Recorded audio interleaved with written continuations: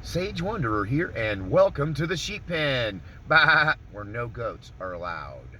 And if you're going to be here, goats, please refrain from making goat noises. It's kind of annoying. So, I want to talk about some of the good works that we have been doing together on this channel that a lot of you don't know about. And I want to thank every one of you who has liked and subscribed to the channel. Thank every one of you that shared the videos, downloaded them, reposted them. I thank everyone that has contributed with their time in the comment section, with their time in the emails that they've sent and the letters that they've written. I want to thank the contributors that have that are tithing to me through the P.O. box. I don't get to directly thank you like I do with the PayPal folks, and hopefully I'll get some help so I can make time to make some thank you notes for folks like that and do some actual mailing cards and respond back. But until I can get that in place and free up the time, I want to thank you for your donations that come through the P.O. box. And I want to thank everybody that took the time to write a handwritten note. You know, I love that. And yeah, I hope to meet all of my sheep pen members someday in a mass gathering, but we'll see. That's a dream that I have, but I think it's more my dream than God's intention at this point, but I feel like it someday will happen.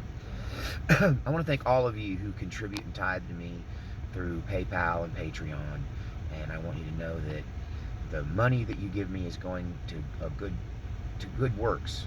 It's supporting me in this ministry and allowing me to not have to work a full-time job so I can do God's work. I can be righteous, which means do the right thing or follow the leading of the Spirit and do the work that Jesus puts in front of me. And so I want to thank you all for supporting me on that. And I want you to know that we did a miracle. We performed a miracle. God put me in exactly the right place at the right time.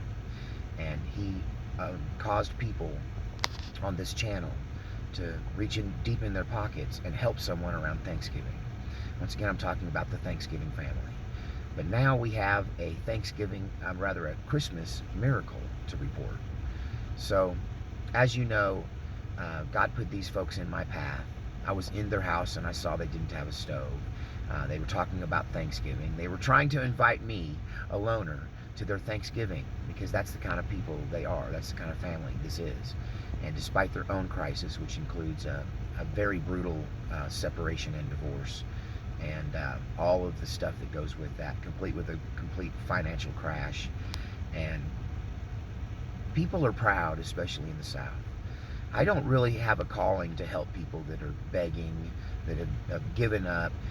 God calls me to help people that have fought their hardest, have done their best, but have been hit with one attack of the enemy after another, that the devil's attacking them from every angle and taken them down like a gazelle that's been separated from the herd and targeted by a pride of lions and just taken down. This family had the demonic curse of death and destruction, and it was like a lion that had this gazelle family by the throat when I encountered them. The thing is, with people that are proud, people that are trying, people that are working hard, people that don't want to admit defeat, even though sometimes they can't even see how bad it is because they're pushing it away and they're pushing it off till tomorrow and they're doing the best they can today and they're taking it one day at a time. But I want you to know, God put us in an intervention position for a group of people, and we changed their lives, folks. You're not going to believe what I'm about to tell you. So as you know, they had invited me to Thanksgiving, and then they realized they really didn't have a way to make Thanksgiving turkey, and we talked about, I have an air fryer. I don't have an oven either. I have an air fryer, and I thought about bringing it over there, and they have one too, and so we're talking about air frying a turkey, and then my sister just says, look, won't you bring all these people to my house? I got a big house. I haven't cooked a Thanksgiving meal in a long time, and I love doing it, and I was going to do it anyway for this other group of people who had other plans, and so it's just you know, it was just her and her husband, and well, just boyfriend. I don't want to let it leak. Her fiance, never mind. But anyway, hashtag secret engagement. Okay, so anyway, she said, hey, just come over to our house and fix everything. All right, well, I'll fix everything, bring them over there. And so I dug into my pocket, and my sister dug into her pocket, and my pocket is your pocket, right? So I used some of the money that I had in an emergency fund. I've been getting just a little extra each week. Not enough to make a big deal about or to buy anything, but just to stash away a little over time. And I used the majority of that money, my emergency fund, for mechanical failures or anything like that needs to be repaired at the house or whatever. You all have a little emergency fund, everybody does. I tapped into that, and I grabbed my sister's car and my car, and we made 3 trips total, because we had to pick up the car and bring it back and pick up the car. Anyway, it was a lot of driving. And you've heard the story before. We had a nice Thanksgiving. They had a great Thanksgiving. And I received money to buy her a stove, and her and her family a stove. And I thought that I would have enough money to buy a stove and a dryer that they don't have, and they had a couple of doors to be replaced. And I thought I could squeeze it all out with the money that I was given, a sum of about $500. So, what ended up happening is I started to get a little closer in, and they started to trust me a little more, and I started to see that there were a lot of problems in the family, not just financially but spiritually, and that God started to reveal to me the devil's almost completed plan. And before you can see what a miracle this is, I think you need to know what sorry, here I'm trying to get a better position. I think you need to know what the devil had planned for them, not just where they were at in their situation, but what was the overall plan for this family that the devil had set up. And it was going to end up with the kids in foster care. The mom potentially charged because of neglect, not because she's a neglectful person, but because she was backed so much in a corner she couldn't pay any of the bills. And I began to quickly realize that a stove was the least of their problems. I found out that they were behind on their electric bill, and they had a 48-hour notice to cut off. I found out that they didn't get the kind of income that I thought. That a lot of the things that I was hearing were things they were trying to make happen, not things that were actually happening for them. And from their perspective, they were just in the fight, struggling, trying to keep the lights on, trying to keep food in the cabinets, trying to stay ahead, trying to keep the baby fed, trying to keep the lights on, trying to keep the gas running and the water running and all of that. And they were losing the battle. And it was catching them month after month. Until this month, right around Christmas, here's what was about to happen. You see, when they came to me and went, look, we don't really need a stove. We need to get our electric back on. They shut off our electric right after Thanksgiving. And so I had to look into getting the electric on. And they were hustling too.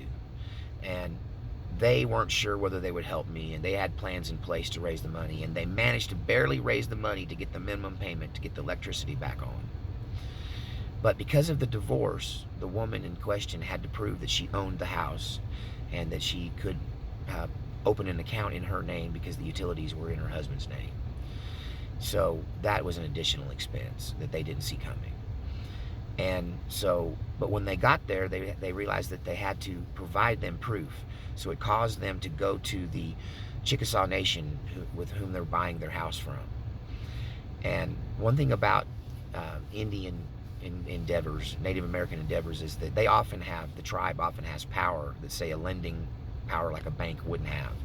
That they have the power to reduce your rent, they have the power to subsidize your rent, they have the power to help you with your rent or house payment, whatever deal you got. But they also have the power to kick you out way faster than, say, a regular lender would. So I was helping this family because a lot of times their difficulty is dealing with all the red tape and knowing how to deal with it. And to let you know about this, folks, I didn't know that people like this existed, but these folks have never had a bank account. Not any of them. They live their whole life by going to the cash checking place and paying all their bills in cash at the place, and they never balanced a checkbook. There's a lot of stuff that needs to be taught to these folks as well to get them up to the 21st century, right? But at any rate, sometimes when you're overwhelmed, sometimes when it seems like that no matter how hard you work, you can't get out from under it, and it all starts to pile up like a snowball, and it just gets bigger and bigger. And many of you have been there. What I'm describing really is a massive financial crash and a loss of everything.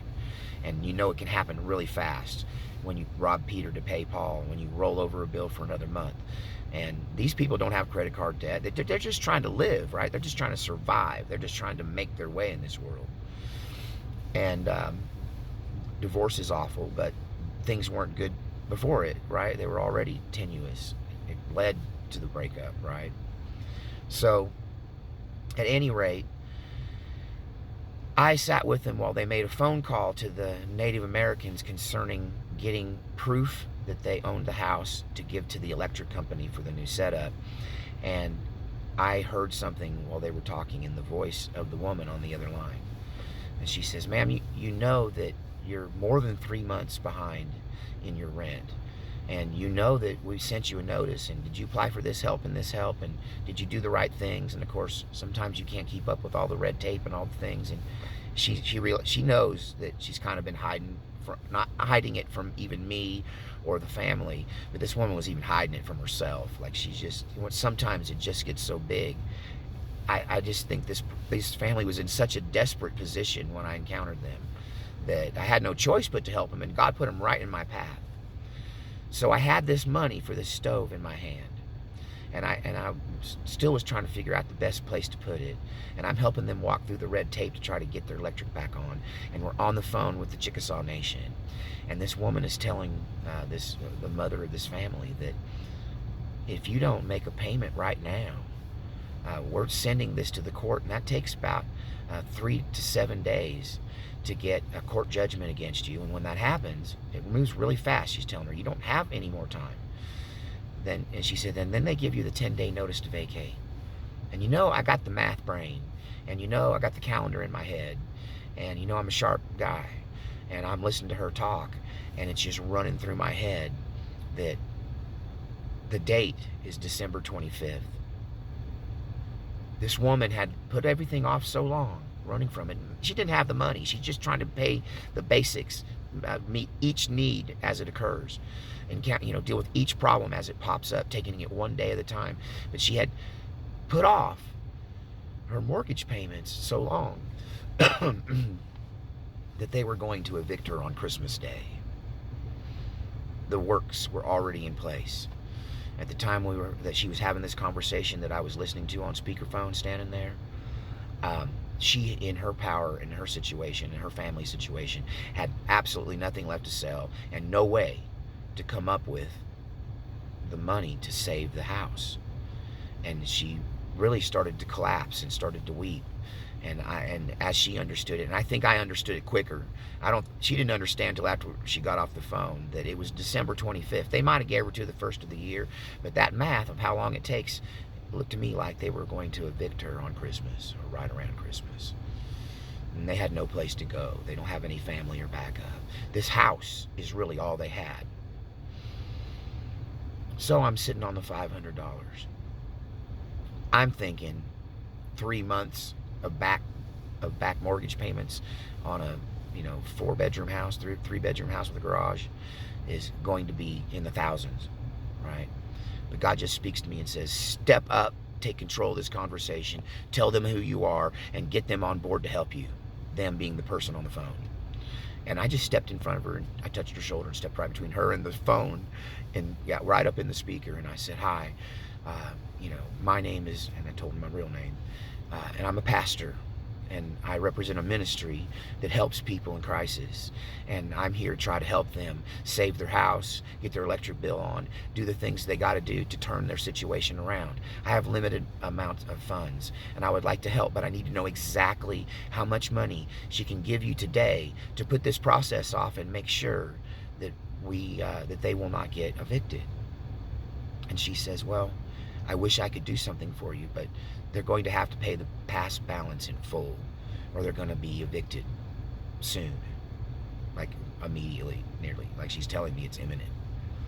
And I said, well, I don't know that I can come up with the full amount, but how much is it? Now, this part's going to blow you away, and it blew me away. And I got to tell you, it's the best use of money I ever put to work in God's kingdom. I'm sure of it. It was the exact fix for the exact amount, because this person's deal they have with the Chickasaw Nation takes care of people that are low income, underprivileged, and she was 3 months of mortgage for these folks is only $450. When that woman said $450, I said, is that just for the 1 month? And she said, no, that clears the back balance and gets her up to date. And what I do know is once you do that, and you keep it up for 6 months, if you can keep it up for 6 months, they'll come in and fix everything in your house. If you're up to date with them and you held the line for 6 months, they'll come in there and they'll put a new roof on your house, and they'll give you a stove, and they'll give you a washer, and they'll give you a dryer, and they'll fix all the plumbing in the house and make sure everything is working right. But they won't do it for you if you're in the rears. And when I found out this woman was getting a house for that kind of money, I thought, this is exactly where this money needs to go. And when that woman said that it was $450 roughly, I said, do you take credit cards? Can I pay you over the phone? The mom started weeping. I think she knew that she didn't need money for a stove, but she didn't know how to tell me. She knew she needed money for bills and basic things, and I was trying to put a stove in a house that was about to get repossessed. And in that moment, she starts crying, and she said, Jesus, you saved my house. Thank you, Jesus, you saved my house. I was about to lose my house, and I didn't even know it. And you brought this person out of nowhere, and these people that don't even know me gave me money for a stove, and instead they saved my house. Sometimes when you're helping people, you have to be patient. You got to make sure your own intellect doesn't get involved, because God's intention all the time to you donors who paid for that stove, God knew all along you was saving a family's home. You were performing a Christmas miracle. You were bailing them out because they were about to get kicked in the dirt at the worst possible time. And I don't see how it ended with anything but all of the kids going to foster care, because if you can't provide for them, they take your kids away. And this woman and her adult daughter and becoming homeless, and the rest of the kids in foster care, and the kids that she's been helping would not be getting help anymore, because she helps neighborhood kids. She feeds them. She just led one to Jesus right before I met her. Told me all about how she sat in the front seat of her car with this young man, this self-destructive young man headed down the wrong road. Violent, angry man, young boy, teenager. And she led him to Jesus one day, just a few months ago. So this is a worthy person who is surrounded by some of the most toxic environment I've ever seen. I don't think there's a person in that whole neighborhood that isn't involved in the crystal methamphetamine market, use, and distribution. I've never seen a hotter bed of drugs in this town than in this town. And there's a curse of there are all kinds of curses on this town. And she was telling me about some things. Her and the kids were talking about some of the people around them and how bad it is in that little town. And I said to him, I could put $100,000 into that town and not make a dent in the ground that the devil's taken and the destruction that's been wrought in that town. But I almost feel like this family is a rose in a thorn, in a thistle bush, right? It's a flower in a I don't know what, that's, I can't even express how much of an impact that small amount of money and knowing that somebody cared for them and a Thanksgiving for them made a difference for them. And they want to get out of this place and go to another place. They want to relocate. But there's a lot to that. And right now, we're just trying to keep them afloat. But I want you to know that this family is righteous, and this woman does good works in the community. And she's a crusader against drugs. And she is trying to help even the pilotless, leaderless kids who are just drifting through life. Their families abandoned them in many cases. And there's not a ton. There's more than every time I go over there, there's another set of them, right? And they're all very much, they all very much love and care for this woman because of what she has done for them in the past. And I think that's why God pulled me into the situation. It seems so random. And then I find myself standing there, listen to this phone conversation, and in my hands, thanks to you, my viewers, I have this money that stopped it all from happening. But I gotta tell you, I'm using my funds, I'm using your funds to try to help them, and I can't believe we paid 3 months back rent for $450. That's because her rent is so low. She's on rent assistance already. But when you do that, it gives the nation a right, the Indian nation a right, to throw you out when they've had enough. And that was about to happen to her. She was under threat of it. It was imminent. It was already, okay, they already were processing the case and about to submit it to a judge who just rubber stamps these evictions. She did not even know that she was about to be evicted. She would have known when they came and delivered the 10-day notice to evacuate, the eviction notice. She did not know she was facing an imminent eviction. She came apart realizing she was going to lose her house, and then she came apart realizing that we saved her house. I can't think of a better way to spend $450 than to save the house of a family like this. I'm blown away by your generosity, by God's intervention, and by how effective I can be when I'm really listening for God, when I'm really listening for His will, when I'm really tuned into Him, when I'm willing to take chances and do things that seem crazy. And I encourage you to do that too. Step out on a limb. Listen for the Lord's voice.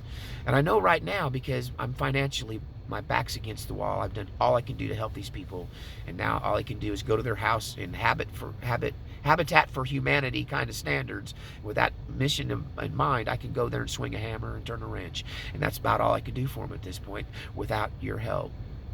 And the thing is, I know for a fact that this is the beginning of something. That God's going to randomly put a family in my way that needs help. And I'm going to use y'all's help to fix it for them, because I know that you're tired of paying your tithes and giving your money to organizations and big churches who blow it on advertising, who blow it on plexiglass pulpits, who blow it on big vacations, who drive around in big cars and wear $5,000 Hickey Freeman suits and, pinky rings that cost more than your annual budget. I mean, you're really tired of these highfalutin preachers who build these billion-dollar churches, and they suck on God's resources and suck it dry. They just drain it dry.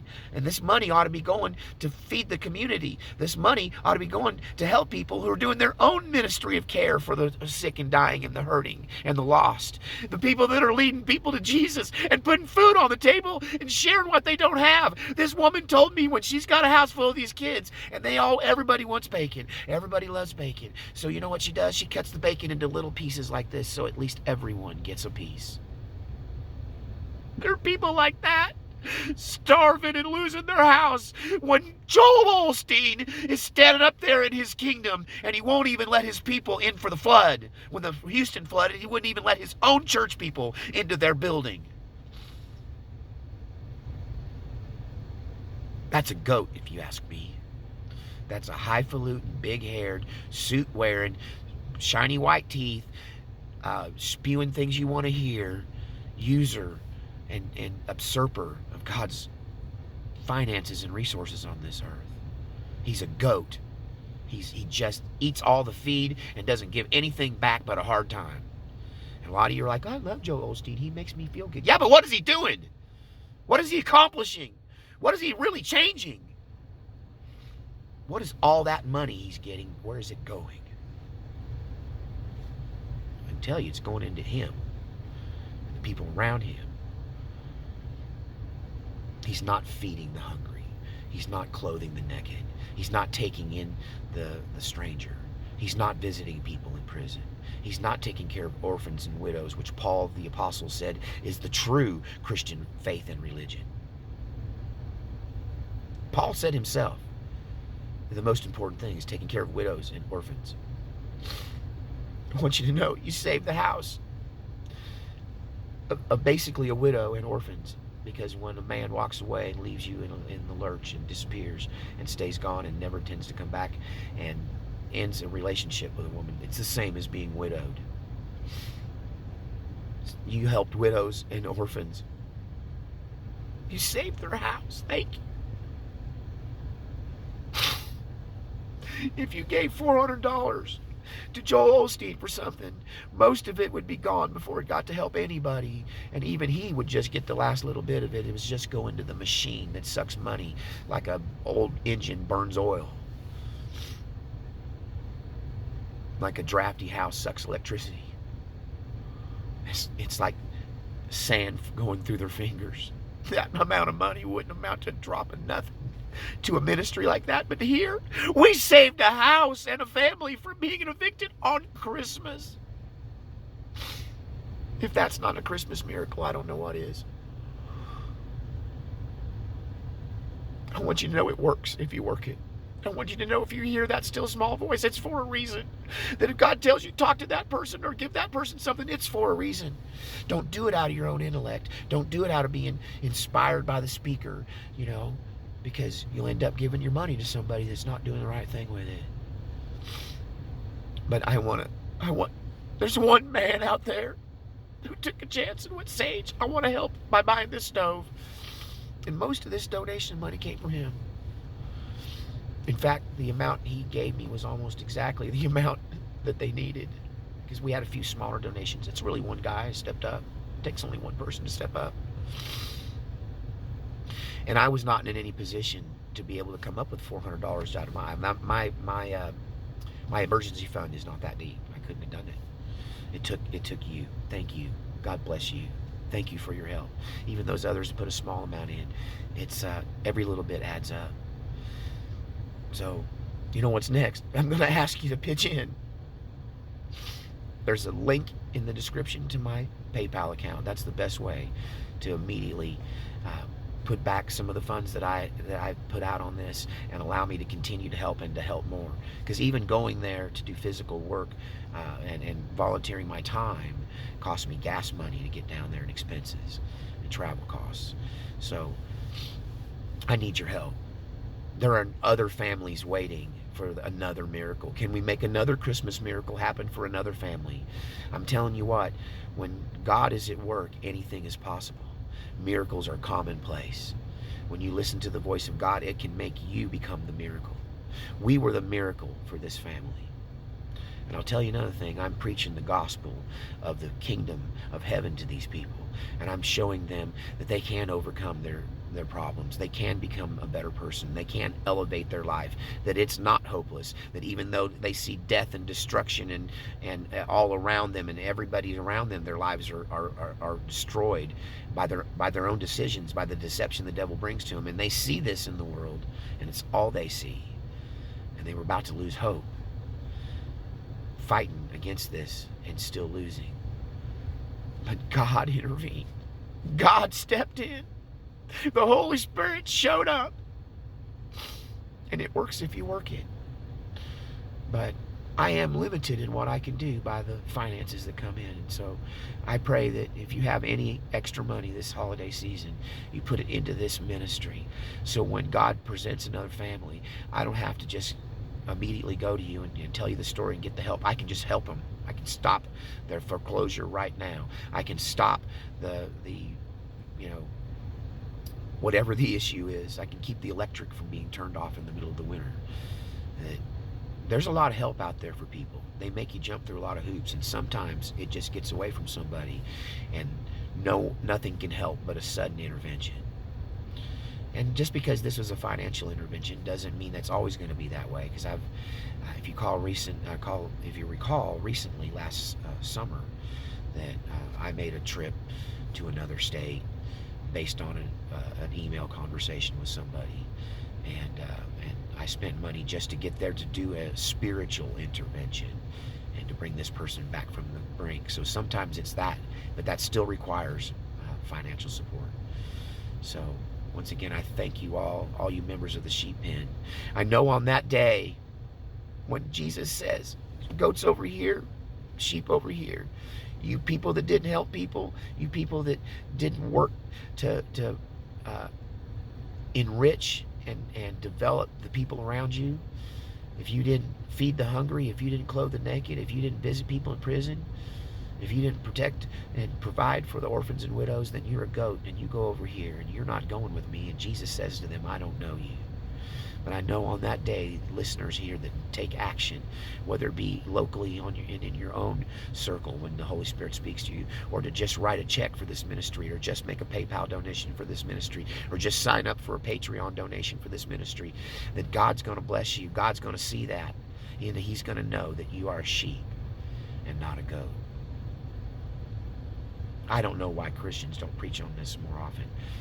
Jesus said this is the dividing line between whether you make it to heaven in the final judgment or not. It's how you treat one another. I want to let you know that I'm going to continue with the other forms of preaching, other topics that I'm talking about. The benevolence section of this ministry is just part of what we do here. And I've opened up a new series where I'm talking about the effect of the demonic deception on our culture. We just talked about AI recently. I want to talk about relationships and how the rules have changed in the last 30 years and the effect it's had on families and men and women and lives. I want to talk about the effect of the AI and the computers and the cell phones and how they've been a tool in destroying families and marriages. And I also want to talk about that red flags in relationships are actually demons. They're not red flags, they're demons. That's why they're red, because the red's the killer of the devil, right? So I got a lot in store for you. I'm watching very closely the use of technology in the war against God's people and how they're arming drones now with explosives in local police departments and things to deal with anybody that stands up against them. They're just going to blow them up now. And I want to talk about how they're using the institutions to divide and conquer the people and to target people that don't agree with them. And I want to talk about the communication industry and the big tech companies and how Elon Musk and a few other people are basically starting a internet civil war amongst the big heads of the tech businesses. So a lot of hidden things are coming out, and we'll be talking about that and the spiritual ramifications of it. But right now, I want to leave you with this powerful prayer. May the Lord surround you in his ring of fire and hedge of thorns of protection. May he send mighty angels of sufficient rank, authority, and number to drive the enemy from your midst. And then may the Lord, Holy Spirit, surround you in his peace and envelop you in the peace of the Holy Spirit, the peace of Christ, the peace that surpasses all understanding. We'll see you next time on the Sheep Pen, or No Goats Are Allowed.